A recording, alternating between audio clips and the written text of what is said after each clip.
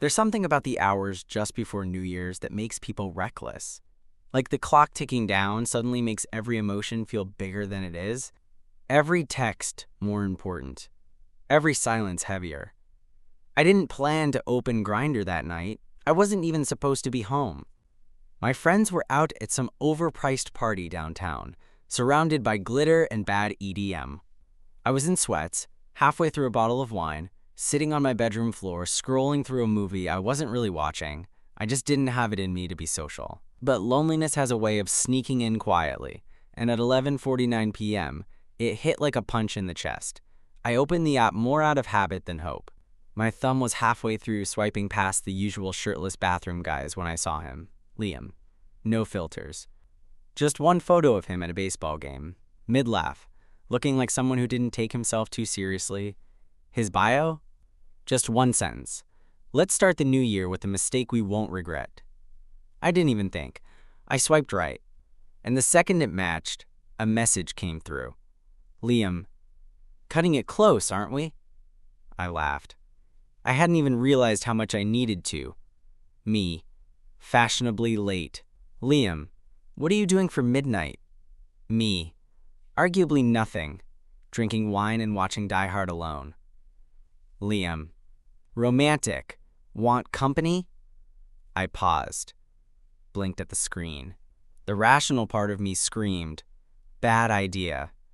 But the part that had been quietly aching all night whispered, maybe not. Me. Depends. You a serial killer? Liam. Only on weekdays. Midnight's my day off. I stared at the message, biting my lip. I didn't know him. But there was something about him that didn't feel like a stranger. Maybe it was the timing, maybe it was the wine, or maybe I just didn't want to be alone when the ball dropped. Me. I'm on 15th and Jackson, 2 blocks from Greenway Market. Liam. I'm 10 minutes out. My heart thudded like I'd just done something illegal. I jumped up, knocking over the wine bottle, muttering, shit, as I grabbed a towel. I had no idea what I was doing, no idea who I was letting into my apartment. But I didn't stop. I cleaned up, splashed water on my face, and stared at my reflection. You're insane, I said out loud. And then I smiled. By the time I heard the knock on my door, it was exactly midnight. No fireworks, no dramatic countdown, no one yelling, Happy New Year, just a soft, hesitant knock, and my heart slamming against my ribs like it was trying to warn me. This is either going to be something real or a complete disaster. I pulled open the door. Liam was, well, he was taller than I expected. And not in the intimidating way. More like the kind of tall that made you want to lean into him without even realizing it. He had a worn beanie on, snowflakes clinging to the fabric. His cheeks were flushed from the cold, lips slightly parted like he was catching his breath, and his eyes, gray-blue like fog over water, locked on mine with the same surprise I probably had on my face. You're real, he said, then immediately laughed, rubbing the back of his neck. I mean, not that I thought you were a bot or anything, just, hi. Hi, I said, still trying to catch up. For a second, we just stood there. Not awkward, exactly. More like, paused. Like, we both knew this was a weird thing to do, meeting a stranger at midnight on New Year's, but neither of us could bring ourselves to say it. Come in, I added, stepping back. He looked around as he walked in, taking in the wine bottle on the floor, the crumpled towel, the paused movie on the screen. Die Hard, huh? It's not a Christmas movie, I said instinctively. He shot me a look. Blasphemy, I smirked, closing the door behind him. Wine? God, yes, it's freezing out. I poured him a glass while he peeled off his jacket. Underneath, he wore a hoodie that looked too soft to be legal, and when he dropped onto the couch, he moved like someone who already felt at home, legs tucked under him, wine glass cradled in both hands. This is easily the weirdest New Year's I've ever had, he said after a sip. You say that like it's a bad thing. He tilted his head, eyes narrowing like he was thinking. No, it's not. Weird is good. We talked. About nothing. At first, where we were from, what we did for work. He worked at a community arts nonprofit. How neither of us had planned to meet someone that night. And then it got deeper. The way only late-night conversations do. The kind where the wine loosens something in your chest you didn't realize had been locked up. He told me his last relationship ended 8 months ago, kind of imploded quietly, no cheating, just two people trying to make something work that had already slipped out of their hands. I told him about mine, how I'd stayed 2 years too long with someone who made me feel like I had to apologize for who I was. And then he said, "You seem like the kind of person who doesn't realize how easy you are to talk to." I looked at him. "You don't know me." "I know enough to know that I didn't want to spend tonight with anyone else." There it was. That quiet, steady weight of something landing between us. He looked down into his wine glass, swirling the red liquid like he needed a distraction from what he'd just said. "Sorry, that was—" "No," I said quickly. "I get it." We sat in silence for a moment. Not uncomfortable, just charged. He glanced at the clock. "It's 12:34. Technically, this is our first morning of the year together." I smiled. "You think that means something?" "I think it could," he said, "if you let it." And then he looked at me. Not in a way that asked for permission, but in a way that said, "I'm here, if you want this too." His gaze dropped to my lips just for a second, and that was all it took. I leaned in first. Just barely, but he met me halfway. The kiss wasn't fireworks. It wasn't dramatic. It was warm, soft, like an exhale. His hand found the side of my neck, thumb brushing lightly over my jaw. My fingers curled into the fabric of his hoodie. We pulled apart just enough to look at each other, close enough to feel his breath on my lips. "Happy New Year," he whispered. "Happy New Year," I whispered back. I didn't know what this would be, if we'd wake up tomorrow and go our separate ways, or if this was the start of something more. But in that moment, I didn't care.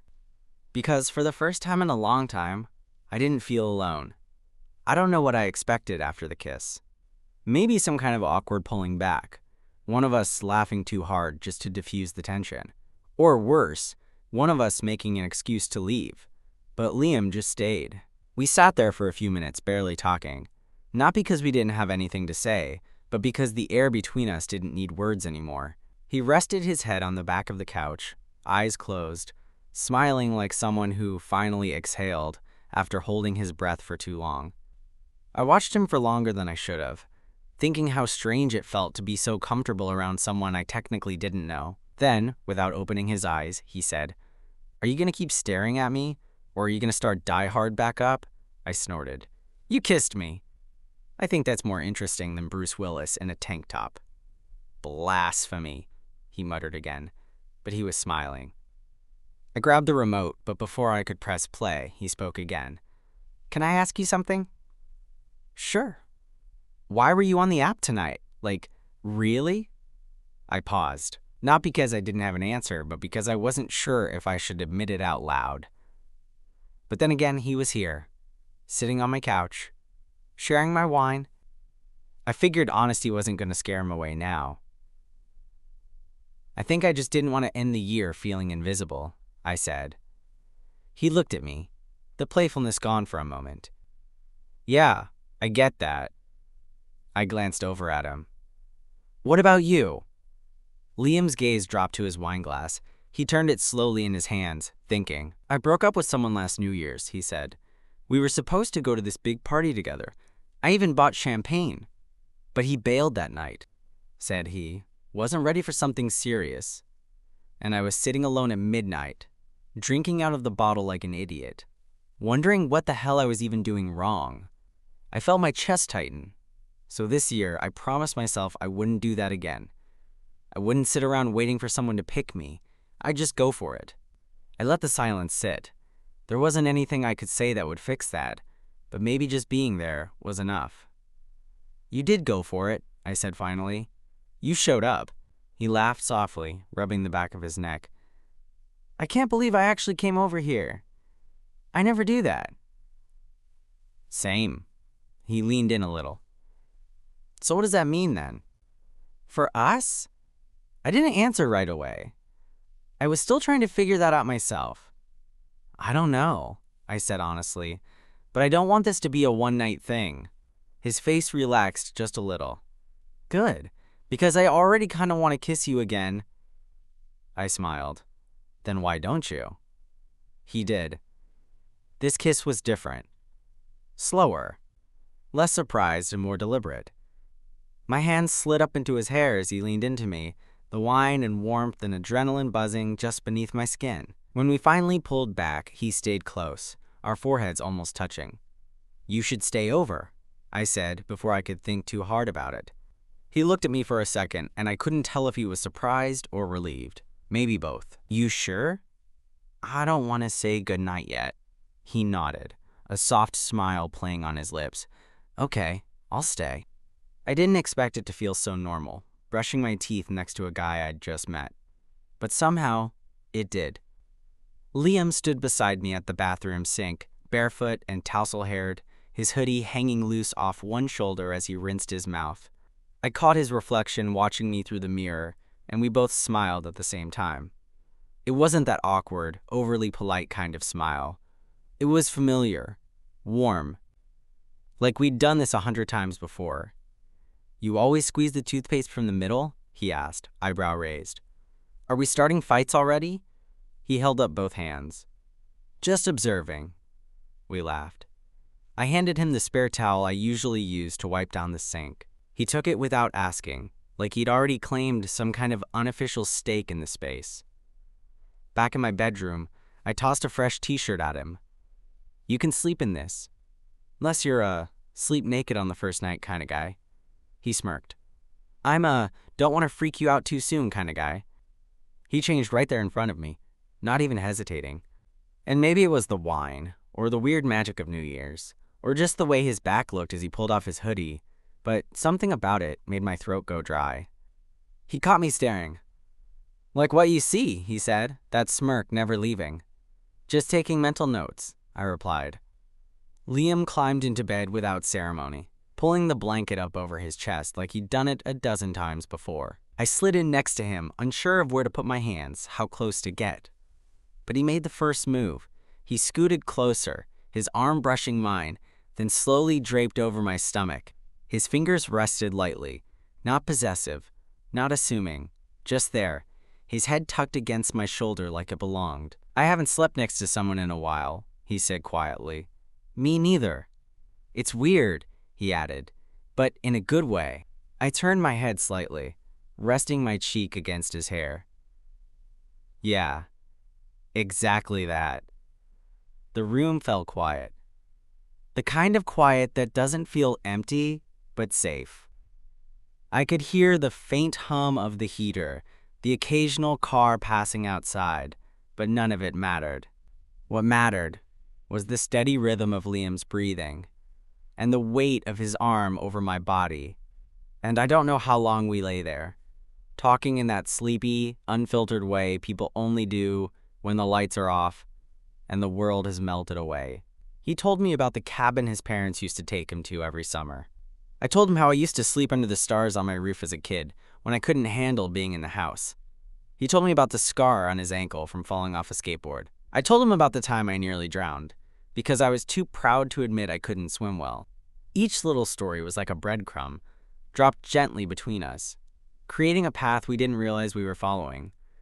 Eventually, his voice got softer, slower. "You think this is crazy?" he mumbled. "Completely." He paused. "But maybe it's the good kind of crazy." I turned my head and kissed the top of his hair. "Definitely the good kind." I woke up before Liam. For a second, I forgot he was there. My body stirred on instinct. Reach for the phone, check the time, squint at the daylight leaking through the blinds. But then I felt it, a warmth against my side, a gentle pressure of a leg tangled loosely with mine, his arm still resting across my stomach like it had been all night.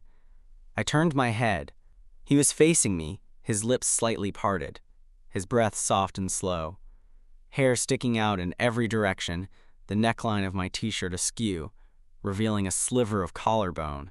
And I just watched him. Not in a creepy way, just in that quiet, rare kind of awe you feel when you're witnessing something unguarded, someone completely at peace. My room smelled faintly like him now. Clean skin, a hint of whatever soap he used, and maybe even the faintest trace of that red wine from the night before. It was strange how comforting it felt. How quickly my space had shifted from solitude to something shared. He stirred, eyelids fluttering open just a bit. He blinked, still caught in the fog of sleep. "Mornin'," he mumbled, voice thick and low. "Hey," I whispered. Liam tucked his face into my shoulder with a soft groan. "Too early. It's almost 10. "Gross. Why are we awake?" "I woke up. You followed." He made a sleepy sound of protest and curled in closer, his legs sliding further over mine. "You're warm. You're heavy. Deal with it." I didn't mind. I could have stayed there all morning, just soaking in that strange, glowing comfort of waking up next to someone new who didn't feel like a stranger at all. But eventually, nature called, and I peeled myself out of bed with a half-hearted grumble. By the time I got back from the bathroom, he was sitting up, hair an even bigger mess than before, eyes bleary as he stared at my bookshelf like it personally offended him.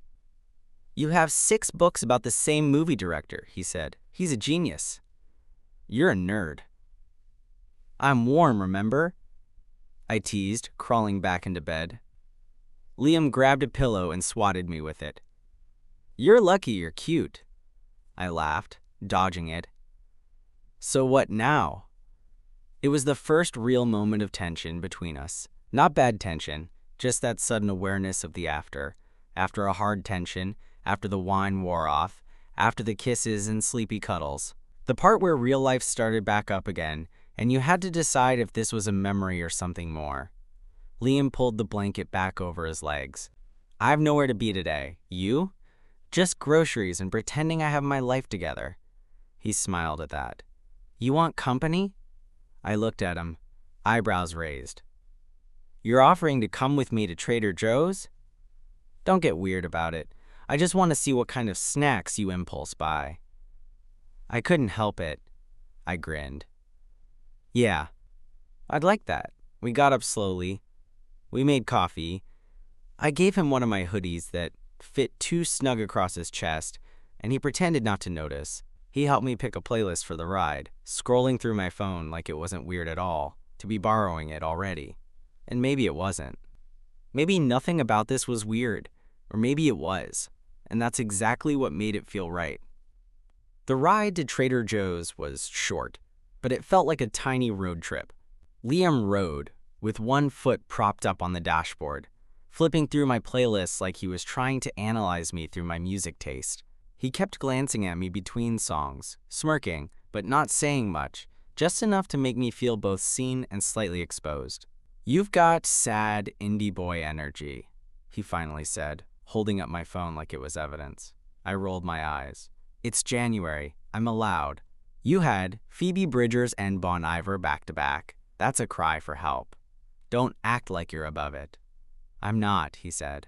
"I just keep my sad boy hours private." We pulled into the lot, still laughing, still trading insults like people who'd known each other for longer than 14 hours. Inside the store, Liam didn't hover. He didn't do that annoying thing where someone follows you aisle by aisle pretending to be interested. He actually picked stuff out, stuff I wouldn't have considered. Coconut chips, frozen samosas, those chocolate-covered banana bites I always judged but never tried. "You're chaotic," I said, glancing into the cart. "You're boring," he replied. "It balances out." Somewhere between the dried mango and the almond butter section, his hand brushed mine. Not by accident, he just reached for it. Not even looking at me when he did it like it was the most natural thing in the world. And I let him. We didn't talk about what we were doing. We didn't have to. We were 2 guys holding hands in a grocery store on New Year's Day, and for some reason, it didn't feel like a big deal. It just felt nice. We stopped at a taco truck on the way back to my place, ate on the porch steps, using paper napkins and licking hot sauce off our fingers. It was low-key, messy, perfect. No expectations, no pressure. Back inside, the day melted into late afternoon. He didn't leave. We fell into a rhythm I didn't know I was craving. Washing dishes together, comparing Spotify rap stats, arguing over whether waffles were better than pancakes. It's waffles, obviously. Later, we lay on the couch, half watching a cooking show we both pretended not to care about. Liam rested his feet in my lap, flipping through his phone while I lazily ran my fingers along his ankle. "You know what's weird?" he said. "Matching 10 minutes before midnight?" He laughed. "Besides that," I waited. "I feel like I already know you. Like this isn't new." I turned my head. "Yeah, I've been thinking that too." He locked eyes with me, more serious this time. "I don't want to screw this up," he said. "Whatever this is." I didn't answer right away. I just nodded and slid my hand into his. Me neither. The second day didn't feel like a second day.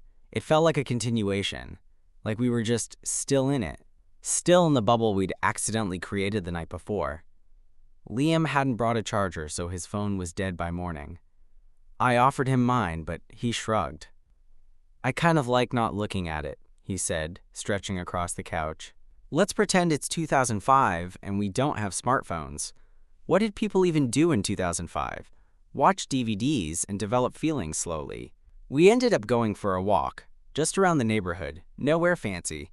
He grabbed my hand again as we crossed the street, and this time I squeezed his fingers back. It was cold, overcast, the kind of weather that made your ears sting and your breath come out in clouds. But I didn't mind. I kept looking at him when he wasn't paying attention. How his hair stuck out beneath his beanie. How he read street signs like he was memorizing them. How his eyes lit up every time he pointed something out, like a mural or a weird lawn decoration. "I feel like I've done this with someone before," he said quietly at one point. "But this time it actually feels right." I glanced at him. "What was wrong with the other times? They felt like I was pretending I was okay with things I wasn't." I nodded, letting that sit. "You ever been in love?" he asked. The question came so casually I almost missed the weight of it. "Yeah," I said. "Once." He looked over at me, curious. "And?" "I didn't know it at the time," I said. "Not until it was over."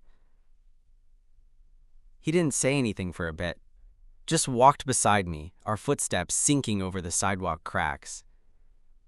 "I've only said it once," he said. "To someone who didn't say it back." I looked over. His expression was unreadable. "That sucks." "Yeah," he said with a short laugh, "but I think I'd still say it again if I meant it." We didn't talk much after that, not because it got awkward, but because some conversations don't need a response. They just need to be heard. Back at the apartment, we made dinner together. Nothing fancy. Pasta with way too much garlic, burned garlic bread, his fault, and a glass of wine that turned into two.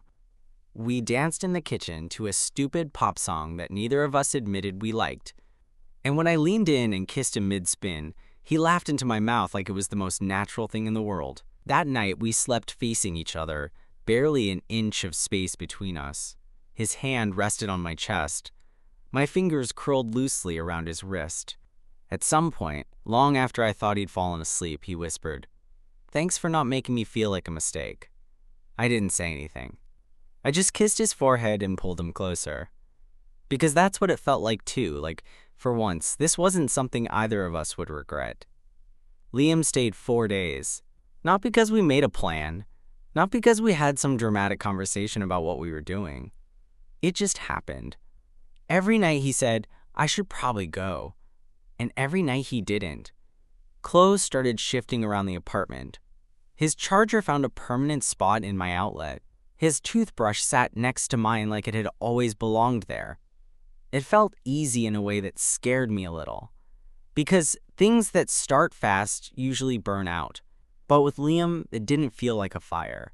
It felt like finding a window open in a room you thought was sealed shut. On the 4th morning, I made him coffee while he scrolled his now-alive phone for the first time all week. "I missed like 40 texts," he muttered, sipping from my mug. "Popular boy. Most of them are from my sister. She thinks I got kidnapped." "Did you tell her the truth?" He glanced up at me, eyes soft. "Not yet. I kind of like having this to myself." I nodded, unsure what to say. Then he set the phone down. "But I should probably go home today. And just like that, the spell cracked a little. "Yeah," I said. "Makes sense." He didn't move right away, just looked around my apartment like he was seeing it clearly for the first time. Then, back at me. "Can I be honest?" he asked. "You've got a pretty solid track record with that." He smiled, then exhaled. "I don't want this to end." "It doesn't have to," I said, too quickly, too hopeful. "I mean, we can see where it goes." "Yeah?" "Yeah," I said. "This doesn't have to be some New Year's fluke." He leaned over the counter, kissed me across the coffee mugs. It wasn't passionate. It wasn't hungry. It was soft, intentional, like punctuation, like a promise. He left that afternoon, packed up his things, hugged me twice at the door, once like a friend, and once like someone who didn't want to leave at all. But 2 days later, he texted, "Still thinking about the coconut chips and your terrible music taste. When can I come back?" And I replied, "Whenever you want, doors open." We didn't define it right away. We didn't rush to put labels on what it was. We just kept talking, seeing each other, taking walks, making dumb jokes, falling asleep together on purpose instead of by accident. And slowly, without either of us saying it outright, we became something. Something real. That one night, 10 minutes before midnight, I swiped right because I was bored, lonely, just looking for a spark. But I didn't get a spark. I got a slow burn. And that fire, it never went out.